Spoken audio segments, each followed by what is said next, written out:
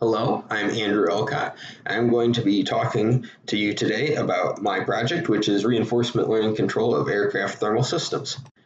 So, a brief introduction. I will be going over the motivation for this project, namely an overview of aircraft thermal systems and their control requirements. I'll then be moving on to a brief description of reinforcement learning, the problem it seeks to solve, and the update equation that it's based on. And then I will be talking about my work with the reinforcement learning toolbox provided by MATLAB and some results. So to go over aircraft thermal systems, on the right there's a very brief summary diagram of the thermal energy flow through an aircraft thermal system. The heat input is provided by the heat sources, which is all the systems in the aircraft producing heat. And these systems are usually cooled by a fuel cooling loop from the fuel tank. The fuel tank is then cooled either by the air cycle system, which is a refrigeration system which cools the fuel, or the heat can be exhausted by sending heat to the combustor in the aircraft's engine, and then the fuel is there combusted, and then the heat is then taken out from the fuel tank with the exhaust. Now, the problem that my project seeks to solve is motivated by the fact that the thermal loads on an aircraft thermal system are becoming increasingly intense and transient. And this is a problem because these high peak loads add extra stress to the aircraft thermal system. So this is helped by having a toy diagram here. If you think of one extreme of these peak loads being handled only by the production capacity of the thermal system, the thermal system would have to be able to handle the peak load of these transient heat sources, and that would require a ridiculously large cooling system. However, aircraft don't have to meet these requirements with production alone. They have the fuel tank, as shown here, and that provides a source of thermal mass and therefore thermal storage capacity to the system. Now, if we think of the other extreme where we had infinite thermal capacity and thus storage, we could reduce the production requirements to their minimal possible level, which would be the average demand on the system. So in this diagram, the demand is shown in blue. And so the peak demand is all the way up here, but the average demand would be more somewhere down here at like 40%. And so that'd be a much smaller thing, require much smaller production capacity, and therefore much smaller and lighter refrigeration equipment and that sort of thing. However, the thermal capacity is not infinite. It's limited by the fact that the fuel tank is of limited size, and over the course of a flight, the amount of fuel in the fuel tank is reduced by the engine burning the fuel, and also by the fact that there's thermal limits on the fuel's thermal capacity based on the fact that there's minimum and maximum temperatures and that sort of thing. Therefore, since we have limits on the thermal capacity, we have to be sort of smarter about the use of the storage. For example, one might use more thermal capacity earlier in the mission to sort of store cold for later, more thermally demanding parts of the mission. So to show on this diagram, you can sort of store thermal capacity here where there's lower amounts of demand in order to reduce the production requirements here where there's a large amount of demand. However, this is not necessarily an easy requirement. You have to be smart about it because, as you see here, sort of a naive control scheme can actually increase the thermal demand on the system when it's unnecessary. And since this control scheme needs to optimize this, you need to have an optimal control scheme over the whole mission. This requires an optimal control scheme and not just optimization at, say, a single point. So, sort of to summarize what these requirements are, due to these high transient loads, and the changing of the amount of fuel in the fuel tanks over time, among other things, the aircraft thermal system is a very nonlinear, time-varying plant, and it's tightly coupled with the other systems, which makes it complex to model. And therefore, the plant that we are trying to control is very nonlinear and time varying, but due to this additional complexity, we also model it as at least partially unknown. And so partially unknown means that we don't have access to the closed form equation of the system dynamics, or perhaps only parts of the system dynamics we know as a closed form equation. And the reason we want to model the system like that for our controller requirements is that modeling the system as partially unknown helps us avoid all this complexity of these tightly coupled systems by making it unknown that our controller has to learn over the course of the control process. So it's sort of like an adaptive control scheme. Note that when we say partially unknown, we assume we have a model, just we don't have the closed form equation. We have a model we can sample. And also our requirements are we want to provide sort of an optimal control, or at least an approximation of it, and not just a static optimization. What is outside the scope of this project is real-time control. So this is for design work only. We aren't actually trying to implement this on a real aircraft. However, this project is seeking to find better outer bounds for other engineers who would use this to say, okay, here's the limits of what we can do with the controller, and use that in helping design a real-time controller. It also helps because it helps get control requirement information into the design loop earlier, with the idea being that if you know what the best performance you can get with a certain amount of storage with a certain controller is, well, then maybe you say, okay, maybe we'll add a little bit more storage, or maybe we don't need quite as much storage for at least the thermal side, and that helps the design loop be better. So now, getting back to our requirements, the solution to all these requirements is reinforcement learning. At least that's the way this project is going about it.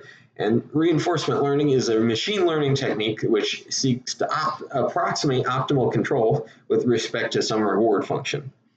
It's usable on partially unknown nonlinear time-varying plants. It has the problem, which all machine learning techniques have, which is that it requires a whole lot of training, which is partly due to the curse of dimensionality, which means as you increase the state space of your system, you greatly increase the number of points you need to train any sort of machine learning technique on it. But however, we're willing to accept that due to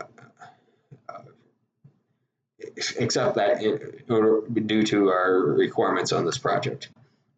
So to have a more mathematical statement of reinforcement learning, that seeks to control a plant with state X with this vector, with the state space dynamics given by this nonlinear unknown function f, which is a function of the state and the control u, and using some controller mu of x, which is a deterministic controller in this case, which seeks to maximize this reward function, where this reward is sort of the integral of this user-specified reward function of the state and the control over the time from the current time to some final time.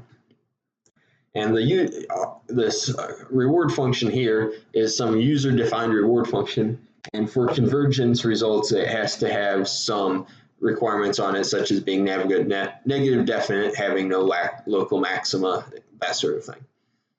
So one can imagine the brute force approach to solving this problem would be just to say, okay, we start with some initial state x0 at time 0, and we run the simulation till this ends time, and we see what results we get.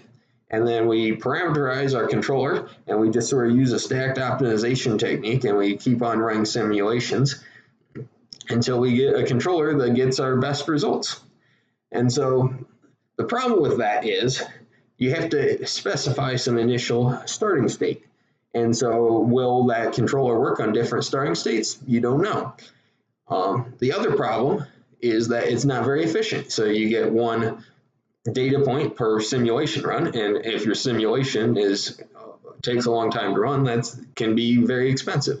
And getting back to problem one, you might say, well, we just initialized a whole bunch of different states, but then you get back to your efficiency problem, and that makes the efficiency problem even worse. So the more efficient option is to use reinforcement learning. And it's more efficient because it iteratively builds up a model of this value function, and then it optimizes the controller over that value function. And so what you do is you build like some sort of parameterized model of this value function, and then with some math you can get to this update equation. And so you can see your value at your current state is equal to the reward plus your value at your state at your next time step in your simulation. And there's a discrete time version of this as well. And so the advantage of this in terms of data efficiency is that you get a new data point every time step as opposed to only at the end of every simulation. So you're getting a lot more data more quickly with more efficiency compared to having to wait for an entire simulation to finish.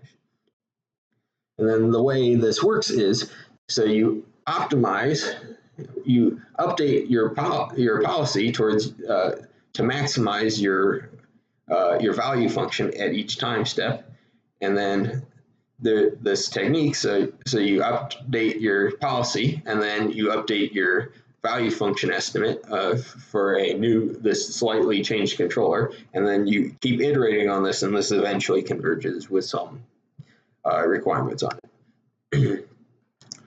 Now, what I'm using MATLAB's reinforcement learning toolbox, using specifically the TD3 algorithm, and I have the details of that in the appendix.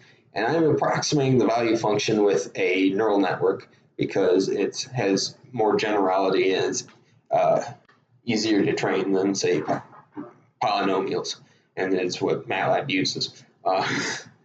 So I'm currently in the stage where I'm just testing the system on some very simple example problems in order to check its sensitivity to hyperparameters and testing the convergence robustness and that sort of thing. Specifically, the problem I'm testing it on is a slightly modified water tank problem where I'm just trying to keep the water fluid level in a tank at a fixed set point. So currently, it's a very simple problem. It could easily be solved by PID, but I'm using this to get convergence robustness results and that sort of thing. So currently I'm getting good controller performance, but I'm still working on getting the value function to converge to the correct value. So, here's the convergence results, where the blue is sort of the total reward you'd get over a single simulation run, and the black is the value function. And so those two things should converge. Now, they sort of look like they're converging on this graph, but they aren't, because if you look on the scale, this scale is an order of magnitude smaller than this scale, and this scale is what the episode reward is on, and this scale is what the value function is on. So they're not converging at all. Now I'm still working on that. However, you can see for the control results that the controller is visually here able to quickly bring the fluid level to the set point, and it works for many different initial conditions, and this is without the system having any knowledge of what the fluid tank dynamics looks like. It's all machine learned. So in conclusion, the aircraft thermal systems are highly nonlinear and time varying, and due to their high complexity, we want to model them as partially unknown. And they have increasingly intense and transient loads, which increases the opportunity we have to reduce the thermal storage capacity by using optimal control to maximize the use of storage. And then this project seeks to use reinforcement learning in order to approximate this optimal control in order to help with this problem and to optimize over the entire mission as opposed to just sort of ad hoc, more ad hoc results. And then the tests of the reinforcement learning system show sort of visually good controller performance on these toy example problems, but I'm still working on getting the value function to converge correctly. Thank you, and I'll just briefly show these appendix slides.